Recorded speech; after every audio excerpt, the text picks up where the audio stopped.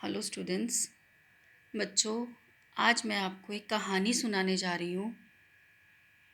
उम्मीद है कि तुम्हें इससे एक सीख भी मिलेगी और तुम्हें पसंद भी आएगी। इसे बहुत ध्यान से सुनना बेटा, ये आगे आपकी लाइफ में काम भी आएगी। एक बार एक परिवार होता है।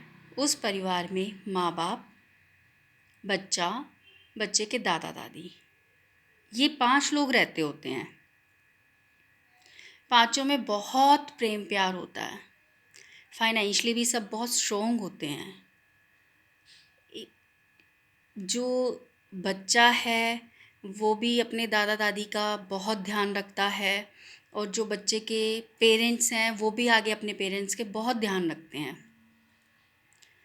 और उनका पूरी फैमिली का एक नियम होता है कि रात को वो सब डिनर जो है वो इकट्ठे करते होते हैं, और डिनर करने के बाद भी 1 घंटा, आधा घंटा सॉरी, वो आपस में मिलके बैठते होते हैं।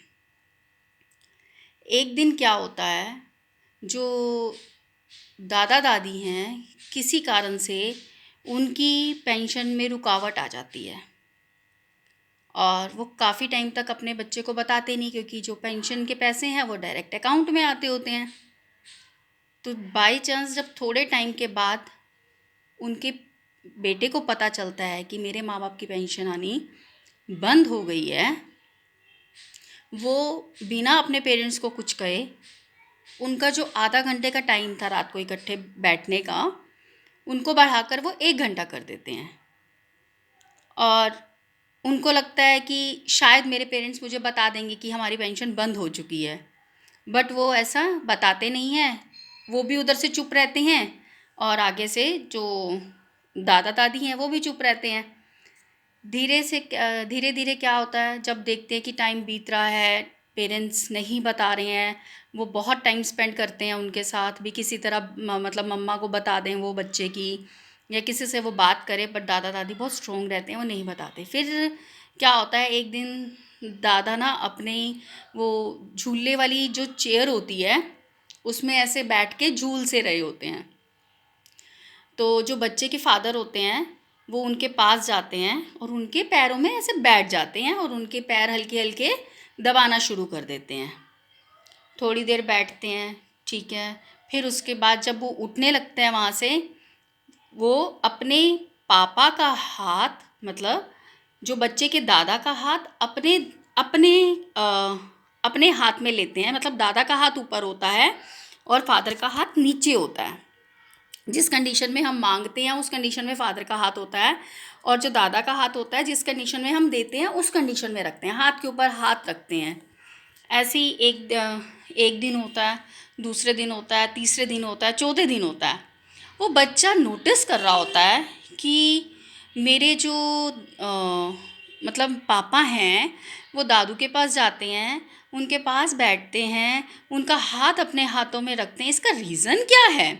बैठना तो समझ में आ गया, लेकिन हाथों में हाथ देना मुझे रीज़न समझ में नहीं आया।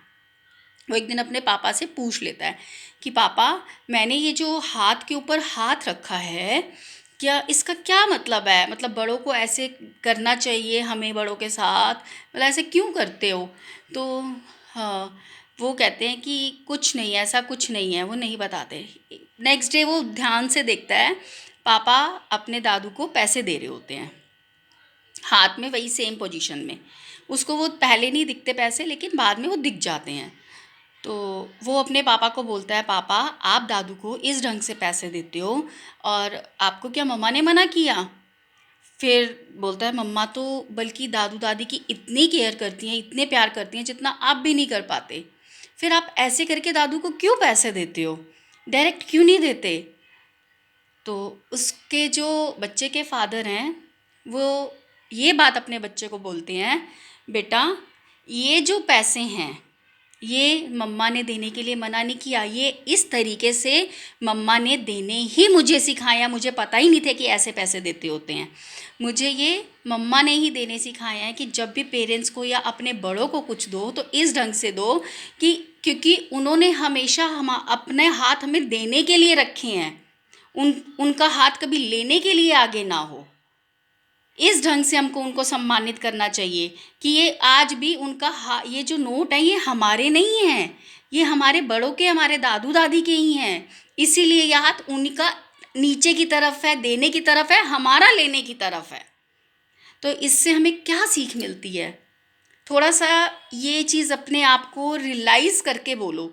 भी ये नहीं है कि आपने स्टोरी सुनी तो वो ऐसा हो गया, नहीं, ये अपने ऊपर अपनाना भी है कि हमें हमेशा बड़ों का सम्मान करना चाहिए। बड़ों को कभी भी ये कुछ ऐसा नहीं होना कि हमारी तो बेटा कुछ हैसियत ही नहीं होती कि हम बड़ों को कुछ दे सकें। बड़ों इसीलिए कहते हैं बड़ों का आशीर्वाद बहुत ज़रूरी है। जब तक बड़ों का आशीर्वाद बच्चों के ऊपर है या उनका हाथ इसी नीचे की तरफ है ना, तब तक वो इंसान कभी ज़िंदगी में मार नहीं खाता, वो हमेशा आगे रहता है। हमें यही सीखनी है कि हमें हमेशा अपने बड़ों का सम्मान करना चाहिए, हमेशा उनके हाथ को इसी तरीके से रखना चाहिए। कभी उनका तरीका हाथ सीधा नहीं होना चाहिए, सीधे हमारे हाथ ही ठीक है। पेरेंट्स के हाथ कभी सीधे नहीं होने चाहिए, उनका झुका मतलब हमारे को देने के लिए ही होना चाहिए। उन्हीं की ब्लेसिंग से आज हम अपनी ज़िंदगी को में सर्वाइव करते हैं।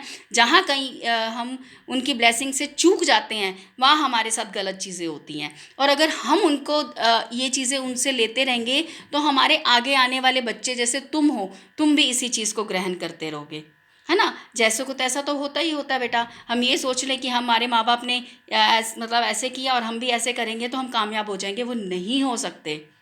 इसीलिए पेरेंट्स का, अपने बड़ों का कोई भी है, विदाउट एनी ईगो आप अपने से बड़ों का सम्मान करोगे। ये आपकी इस कहानी से आपको सीख भी मिल रही है। और इस कहानी के माध्यम से आज मैंने आपको ये कहानी बताई है, कल आप मेरे को इसके रिप्लाई में कोई कहानी ज़रूर बताओगे और वो सच के ऊपर होनी चाहिए, कोई बनी बनाई कहानी नहीं होनी चाहिए। और सब बच्चे प्रॉमिस भी करेंगे कि सभी बच्चे अपने से बड़ों का सम्मान करेंगे, अपने पेरेंट्स की हमेशा अपने पेरेंट्स के बराबर खड़े रहेंगे। ठीक है, इसके लिए अब मुझे कल रिप्लाई ज़रूर देना और मुझे अच्छा लगेगा कि मेरे बच्चों ने कुछ ना कुछ तो किया है। ओके बेटा, थैंक यू बेटा।